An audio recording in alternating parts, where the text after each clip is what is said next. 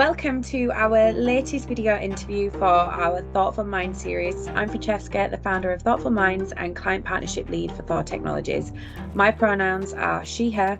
I'm joined by Marcus to talk about the importance of Black History Month as an ally of the community, where we can ensure we are supporting the Black community not only this month, but all year round. Marcus, I would love for you now to introduce yourself. Hi everyone, I'm Marcus McDowell. I'm from the US, but I reside in Berlin, Germany. I have my own, let's say, solo entrepreneur. I'm a freelancer for multiple different companies around the world, and I say that I drive diverse founded companies, owned and led companies around the world. So yeah, that's more about me. I'm excited to get into this discussion and to really pick apart the ways in which we can advance the progress for our communities, not just locally, but across the world. Brilliant. Thank you. So I'd love to start with understanding what the significance and importance of Black History Month is to you in promoting awareness, understanding, and how we can contribute to fostering a more inclusive and equitable society. I think in terms of what does a month mean, it's far more than a month, right? It's should be constant. And I think many people have started to have this conversation of the month as a reminder of a continuous understanding of the strife and the struggles.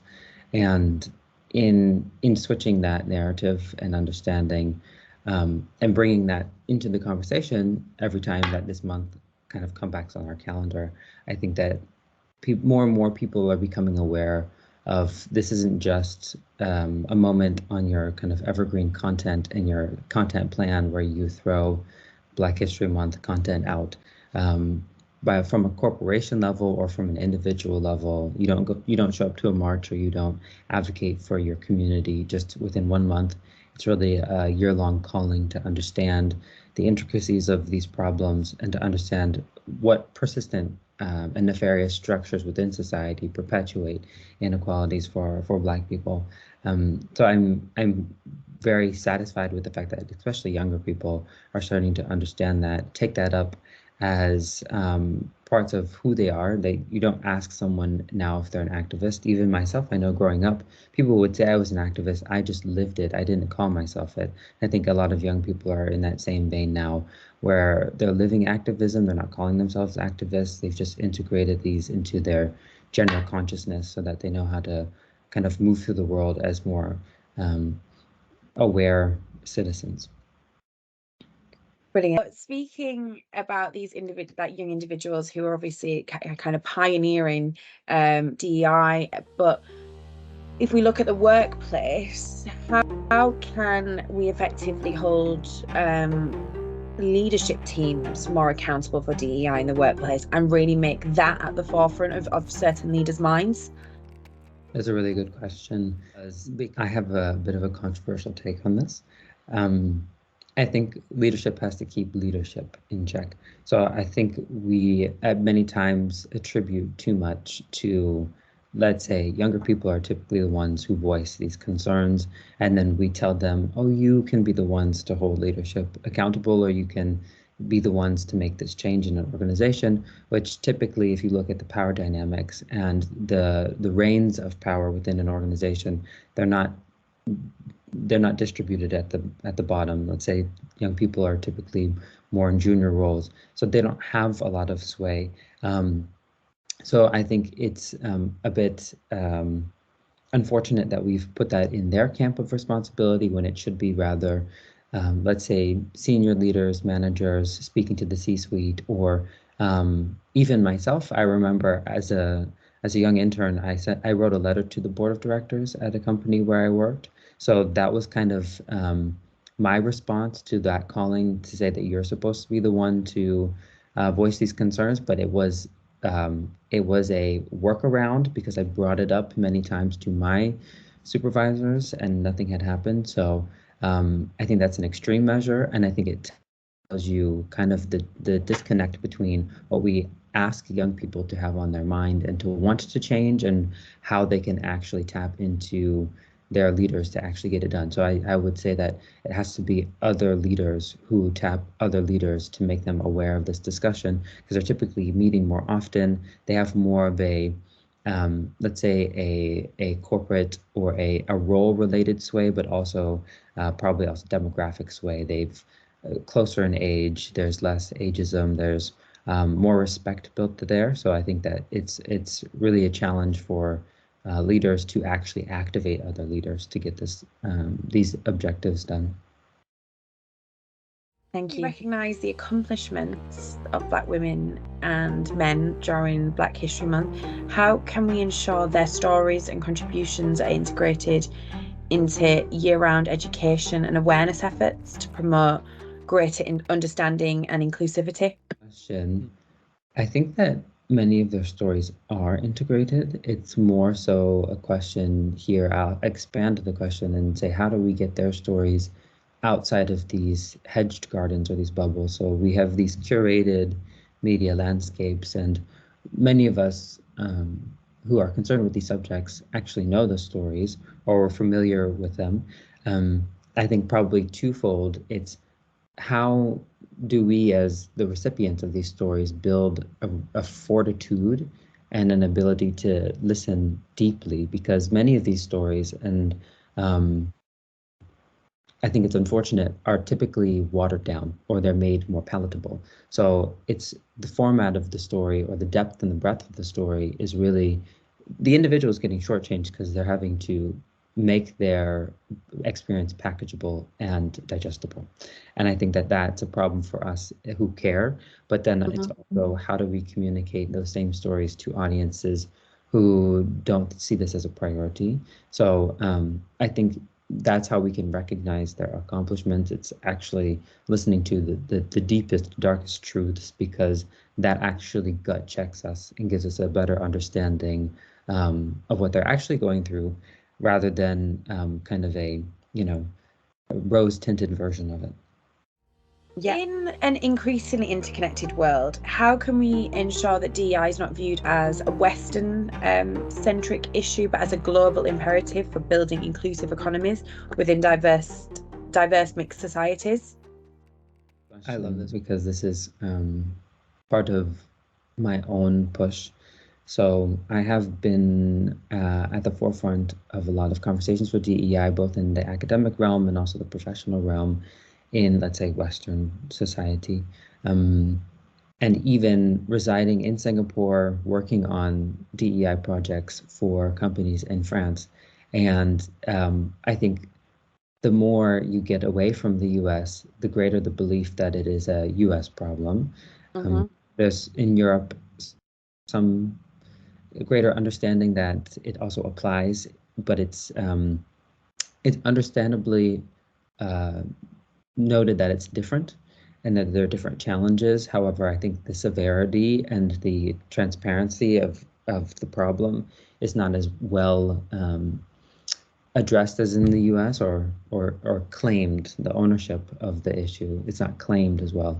And I think, interestingly, yes, to your point of how can we make it understandably a global imperative, I think you could look at Malaysia as kind of a case study here, where because of the nature of their multicultural society, multi-ethnic, multicultural society, they understand from their leadership level that in order to make their economies competitive, they actually have a lot of competitiveness within the diversity of their society. So it's become an objective for them from an economic level, from a national priority to make diversity an imperative. So I think it's communicating or getting people to understand, even within very homogenous societies, that you have an increasing level of diversity because younger people are more mixed. People are they're realizing that their identities are intersectional. So you could have many queer individuals in a place that's very homogenous ethnically. You could have more and more generations living together. So I think it's increasingly about having these conversations and making it less about just specifically on the level of ethnicity. Of course, I'm a proponent of that because I say there's the global majority, which is 80% of the world, that are typically not reflected in media, hold power even within the countries of their origin. So I think that is always a concern and a question to be had. But to get others to understand DEI, I think it's to go with something familiar. So going through gender disparity, going through disability. You've seen this with LGBTQ plus. LGBTQ plus sentiment has actually tracked much better than, let's say, ethnic inequality, because people know that it's in their family, or because the person who you're talking about looks like them. So I think there's certain things that have a lower entry barrier that we can start to address first, and then get people comfortable, and then move them forward into much more broad and deeper concerns for DEI. Yeah, so that moves on. What concrete steps can be taken to move beyond the superficial kind of DEI statements, and instead implement bold actions that address the systematic inequalities and injustices faced by marginalized communities? In here, I think we all have an understanding that many actions are superficial. So the steps that I would offer to do just that go beyond your statement. Many companies believe that a statement solves the problem, and that is wild. And I think it's wild in and of itself, but I think it's wild for talent that would potentially want to work for you, because you've already signaled before they've started that you believe a statement solves the actual system-wide problems. So actually going in, and I'm a massive proponent of this. If you go to my website, my personal website, there's two color streams, and one is orange and yellow for a reason, because branding and marketing are very intertwined, but they're warm. And DEI is purple, because DEI is not marketing and branding. And I think many people fail to understand that you can't market and brand DEI without doing DEI. So you do DEI first, and then you market and brand what you've done. And I think that process is in reverse. And I think that's where you get the dissonance of many people, in terms of whether you want to attract talent or whether you have talent internally, and why so many people are turned off by DEI. I think leaders would be astounded if they actually polled or did surveys or did research to figure out what if DEI in its current form actually resonates with anybody, because I think they would get very negative results. And I think it's because of that dissonance of, you haven't done DEI, but you're saying it. So it's more disrespectful, and I think it distances people. And it makes people more disappointed to see these vacant promises and these vacant statements with nothing to substantiate it, with nothing behind it. I think that you have very seldom or very few opportunities to actually resonate with people internally and externally on these matters. And when you handle them poorly from the get-go, and you also do it in, I would believe, a very deceptive fashion, I think you've lost your opportunity and you've impacted your brand resonance. And that should be a concern for leadership as they think about what actual steps to do to make sure that DEI work is sustainable and actually resonates. You look at DEI, how do DEI principles connect with and impact disparities in wealth, digital access, health and education, and what methods can be used to reduce these inequalities? I think here the practice of extracting each, let's say, letter of the acronym is very useful. Many of the times, in order to get people to identify with these words or with these concepts, we string them together. So same with LGBTQIA plus. I think many people still see it as gay-centric, or they don't understand everything because it's not a conversation about each constituent part. So I think here, understanding what diversity, what equity means, and what inclusion means, it tells you very much its impact, because diversity is just the amount of people you have in a situation that diversifies the pool of people. There, in order to actually do inclusion, you have to have equity within that system, because inclusion is this bi-directional form of trust. and a feeling of being integrated into something. But that typically comes very much with understanding what is equity for you in that space.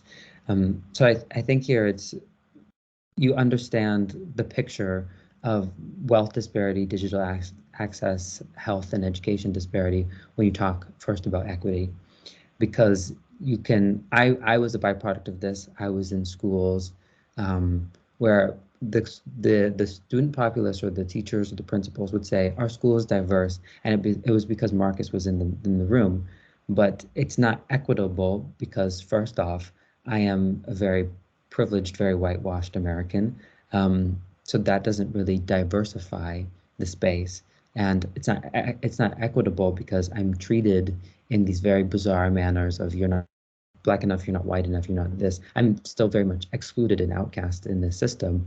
So I think it's understanding what does equity look like first for even the smallest amount of diversity in a space and whether or not that's done well. And then when you double tap on that and understand what that looks like, then you can see the ripple effects. You can see how the digital divide affects health outcomes and education outcomes. You can see how all of these concepts interrelate. It's a very wicked problem and it's very complex. And I think that many times it's distilled down to like, we have one black person now we've done DEI, and it's very bizarre. Do you think that there's pressure to excel in the face of unequal opportunities, and how do you think that might something like that might affect or impact mental health, and what measures can be taken to address and overcome these? So you mean like my experience as being maybe the only person who's diverse in a space, Yeah, right? Yeah. yeah. Do you feel more pressure? Do you and if you can relate to that, would you then see probably kind of see other people suffering from that, and maybe it might not have been much in your instance, but what the effects may be on other people that have gone through this and their mental health? I love this question. Um, I am very transparent about discussing this. I know many people, maybe there should be a disclaimer, but I know some people can feel uncomfortable. And it follows with my statement in one of the previous questions you asked, where how do we honor Black men and Black women? And it's actually listening to the full story. So this story that I'll keep very short is my full story, and it's very rough and difficult, but I think it's necessary to hear and understand it because it's the severity of the experience that I think paints the picture of the import of changing this as expeditiously as we can for our societies. In my experience, I had extreme levels of depression, anxiety. I was suicidal, and then I had body dysmorphia, anorexia, and had many problems that led to sleeping problems, and it becomes more than what you imagine. Um, and I think that sometimes for people like myself, whether or not you're mixed, whether or not you're the only Black person, the only ethnic minority, whether you're closeted, maybe you're the only gay person in a space. I'm also disabled, or I'm neurodivergent. Also being one of the only individuals to experience that in a space, I was operating at the intersection of all of those identities, actually, being multiracial, being queer, and also being neurodivergent. And the othering that happens, I think, without a reference of yourself internally or externally, makes you feel like you're not worth anything. You get these signals from those around you. You get excluded from the vast majority of things. You're outcast. You're not spoken to. And in my case, I'm very lovely, and so people liked me, but no one was my friend because it was almost like I was a social outcast, like I was untouchable. And that the repercussions on one's mental health cannot be finished in these moments. I think especially for young people, it can scar them for their lives. And I don't think that that's enough of a discussion that we have in terms of making these spaces. I think we as societies are always most activated when we talk about what the impact on women and children, but it's interesting that the DEI conversation is much more heavily focused on adults in the professional working space. And I think that can actually be injected in the conversations much earlier. Of course, this is a contentious conversation because many efforts have been made to do this and there's been massive pushback. But I think it's very important for educators of young students, people who are curating spaces where young people are operating in, but also parents. I come from immigrant parent background, and the expectation for me to excel and surpass my peers with 4 times the expectation to just reach the same. So I remember saying this with my father growing up. My father would say, Marcus, if you want to reach the same heights, you have to work 4 times harder. What does that mean if you want half, Marcus? And I would have to tell him I need to work 2 times harder. And for that to be the understanding of a child very early on, I think it makes us an adult very early on. But we are also stepping into a society, specifically as Black people, who treats us as adults from much earlier on, in comparison to everybody else. So I think that it has a lot of lifelong impacts, and I know I'm probably very long-winded in this and going over time, but this is probably one of the ways in which you can see our failures as a society, because there's many ways in which mental health is still a taboo, or there's stigma around it. And until we have a conversation on some of these aspects, you don't understand the equity, you don't understand the infrastructure, you don't understand the system, you don't understand the depth and the breadth of the impact and how it's irreparable. These are things that stay with people and lead to generational trauma, or lead to cultural fastenings. Immigrant communities in the US know and understand that they have to be much better. So there's high levels of academic expectation, high levels of several expectations, which are they even possible? So, yeah. Thank you. Thank you for sharing that with us. So I think we've touched upon, continuously educating, but sometimes, DEI can lead to negative reactions and divisive responses. But how can we navigate the political nature of DEI to ensure that it continues to actually promote positive advancement and unity rather than division? And this is a very difficult question to answer, because it depends on the stakeholders and the individuals in a space. Maybe perhaps this could be best understood when looking outside of the US or the UK, because in the US and the UK, I think it's baked into the system to need to have this discussion. So even though many of the times it becomes difficult and we retract back, we are still urged by the nature of our societies and our demographics to move forward, because we have to. It's part of how we are in our societies and our diverse societies. But it's probably more so interesting to talk about societies that are not inherently diverse, and how do you continue to push for these conversations. I think it's similarly to what I said, understanding the entry barrier with the least resistance. So making it a conversation of empathy, like activating someone's understanding through their experience. I've done this many times with white women in my life, because many times we have struggles with understanding each other. But then I switch the language, and through a metaphor, I can kind of, if I get a response that's, well, we're all the same, we're not different in terms of our ethnicity, I say, well, how would you feel if I said we're all the same, we're not different based on our gender? So I feel like I can make a statement on an authoritative statement on the experience of women. I think that starts to like unlock people, and for them to understand, oh, wait a second, because I don't want someone speaking on behalf of my experience who doesn't have my experience. And then it starts to open the conversation. I think it's through those mechanisms that we can start to activate other people, to get them to go, oh, to start thinking. Because I think it's actually thinking in depth on these subjects actually helps us understand them better. Thank you. So this month, Black History Month, is theme is saluting our sisters. Can you share a powerful story or example of maybe a Black woman's contributions to history that might have particularly inspired you? Or you? Question. I know that we tend to stretch back into the annals of history as we go with individuals that maybe everyone knows or have stood the test of time, but I like to consistently challenge these standards. So I pull from more recent influences that I've had, and I think my actual influences are more impactful than a historical influence.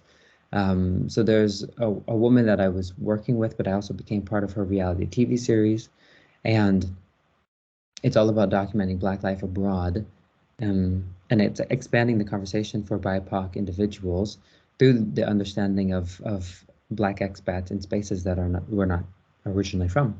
And I think that this is an example of how you participate within history, how you become a key player in the writing of history, and others' understanding of history. So a lot of this conversation we've had is in terms of how do we get other people to understand what Blackness is and how to work with us and work for us in order for us to close these divides.